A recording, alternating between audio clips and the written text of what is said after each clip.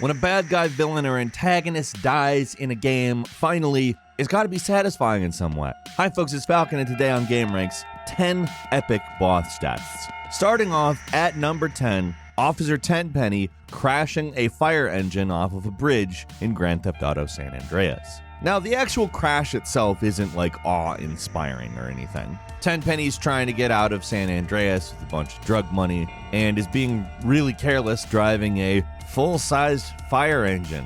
It wouldn't be my escape vehicle of choice, but as you know, we don't always get our own choices. Anyways, he crashes over a bridge and literally lands in Grove Street and succumbs to his injuries while talking to himself about how great of a police officer he is, how if only they had 50 of him, or something like that. They sort of investigate him to make sure that he's dead, and leave him to be found by authorities who will have no choice but to note that he died of a traffic accident of his own doing.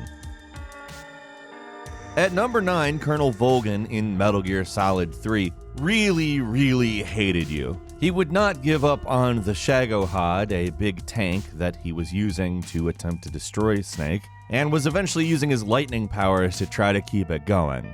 I mean, it didn't work. A thunderstorm came in and, well, he got hit with lightning. Given he's also a lightning thing, he got overloaded with power and died. And he's one of those guys where you're just like, did that actually kill him? And for all intents and purposes, you probably thought it did. It's a satisfying end to him and all that, but he actually shows up 20 years later as the Man on Fire. It was pure revenge that kept him alive, as a matter of fact. He hated Snake. I said it at the beginning of this point, but it only got more and more true as time went on. Still, his supposed death in Snake Eater is probably more satisfying than his actual death. It's explosive and very satisfying, and we gotta give a nice nod to it here.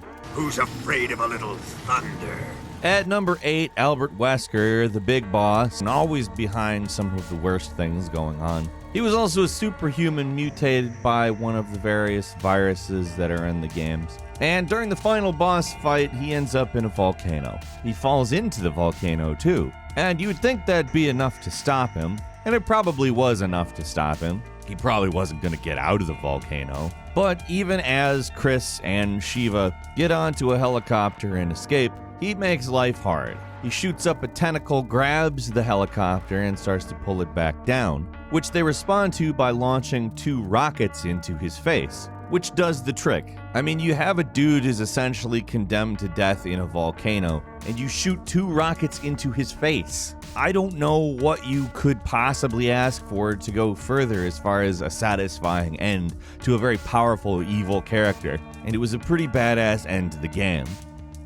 At number 7 in Modern Warfare 3, at the end of the game, Makarov almost gets away. He boards a helicopter, which you jump into and fight with the pilot, throw the pilot out, and seemingly kill Makarov, and then crash the damn helicopter right onto the top of the building. But that guy walks right out of it. I mean, he's not in good shape by any stretch, but he's there. You and him slowly try to pull yourselves towards a handgun, which is directly between you. You get to it first, but he takes it from you. Yuri comes out and shoots him, but he shoots Yuri in the head, which sucks. But it pisses you off, and you jump him, wrap a cable around his head, and then you both fall through the ceiling. And, well, he's got a cable around his neck, so it snaps his neck, and that's that. Epic is the right word for it. It's insane, but it's grim.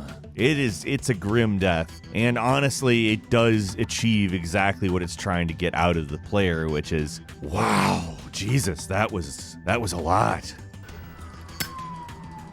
At number 6 is Raymond Sullivan from Dead Rising 2. Basically, he reveals the entire thing as essentially a plot to make the medicine that keeps people from being infected. Essentially, they have to have zombies to make the medicine out of, so they have to start outbreaks. Essentially, it's a form of genocide to make medicine. Yay! Very cool. Raymond Sullivan sucks. His company sucks. The whole thing sucks. It's awful. And you fight him as a boss fight.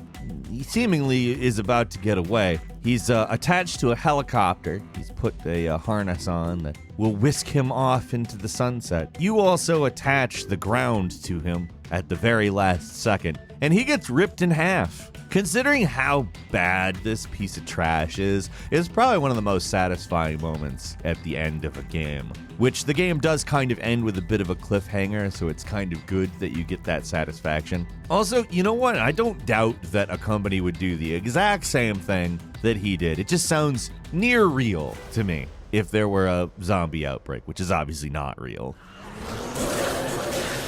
At number 5, throwing Jubileeus into the sun in Bayonetta, which is, let's just go ahead and say the Jubileeus boss fight is one of the most insane possible things. The scale of boss fights in Bayonetta is pretty much uncomparable to basically anything else. It's huge, it's epic, it's wild. And at the end of it, Bayonetta uses her trademark hair demon power. Yes, hair demon. No, I'm not going to explain it. To make a very big version of her, which is much larger than the already very big Jubileeus, which is many times Bayonetta size, and punches Jubileeus across the solar system. Jubileeus flies from many planets away into the sun. It is one of the most satisfying, enjoyable, and ridiculous deaths for a boss. And it is such a fitting ending to Bayonetta, which is an absolutely silly, silly game in the best possible way.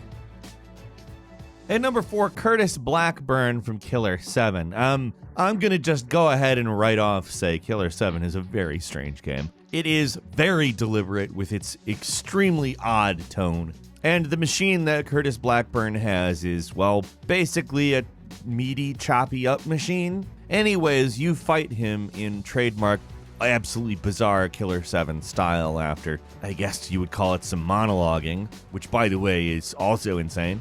Oh, my pupil, so tenacious of life. Guess I have to kill you again. Shut up. And you don't want to give him a decent death, like a respectable death, so you just put him in his own machine, and it chops him up, processes him, makes him into hamburgers. I don't think anybody's going to eat the hamburgers. I hope nobody's going to eat the hamburgers, but yeah, he did. At number 3 is in Xenoblade Chronicles when Metalface gets impaled. Basically, you're about to kill Metalface yourself, and some pretty specific words brings you to an understanding there's more going on than you thought at the beginning. However, Metalface doesn't care. He's just like, woohoo, I'm gonna kill you. And because he decides to just go off in a weird rage, he ends up shooting the side of a building and having a large piece of it fall off and impale him. And then the platform he's standing on breaks off and falls down into the abyss. Like, this is after they had decided to spare him. They're basically like, all right, we need to go do something else. But instead, he's just like, no, you're not going to do something else. I'm going to kill you. And then dies. Horrifically, might I add. Nobody wants to die like that. But he just couldn't let it go. Let this be a lesson to all of you. Sometimes you just gotta let it go. At number 2, at the end of Command & Conquer Red Alert 2, Yuri decides that he is going to use time travel to disrupt everybody's plans. Things are starting to go good for everybody and all that. But fortunately, instead of dealing with that, the energy reserves got depleted for the time machine, and, well, that just sent him way back in time, trapping him. He didn't stay trapped for too long, though, on account a T-Rex showed up and ate him. I'm not sure if I consider it a cool way to go or a very terrifying way to go. It's probably both. Honestly, if you could have a funeral in which your loved one said he went in an extremely cool way, being killed by a T-Rex. He was the infinite ultimate badass, and only a T-Rex could stop him. I could see it creating an image that nobody would be too upset about, although, the actual death would be horrific. Also, it's caused me to ponder what the eulogy of someone who was killed by a T-Rex would be like. So, I have to be thankful for that. That is a great thought. And finally, at number 1, the Wonderful 101 and the biggest, most absurd, ridiculous, over-the-top ending possible. You can't detail everything that happens during this. It's not what I would call possible. The Wonderful 101 gameplay is completely frenetic and insane, and it follows. The entire thing is just a non-stop fever dream for an hour. If I'm honest, I don't even know where to go with describing it. It's just the most insane thing that you have to experience. Like, look at the footage that we're putting in your face. It's nuts. The Wonderful 101 is a really underrated, sort of underappreciated game, and they remastered it, and it's available for Switch, so, I mean, go.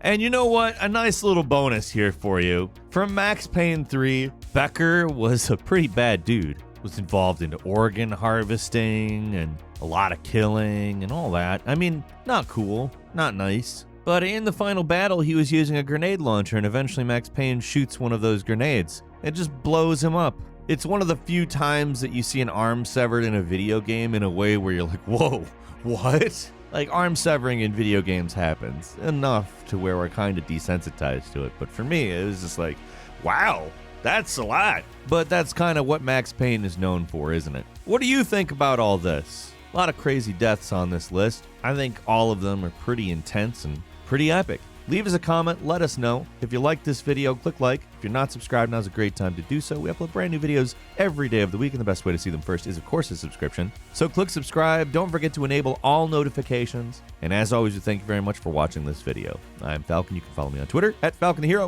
and we'll see you next time right here on GameRanx.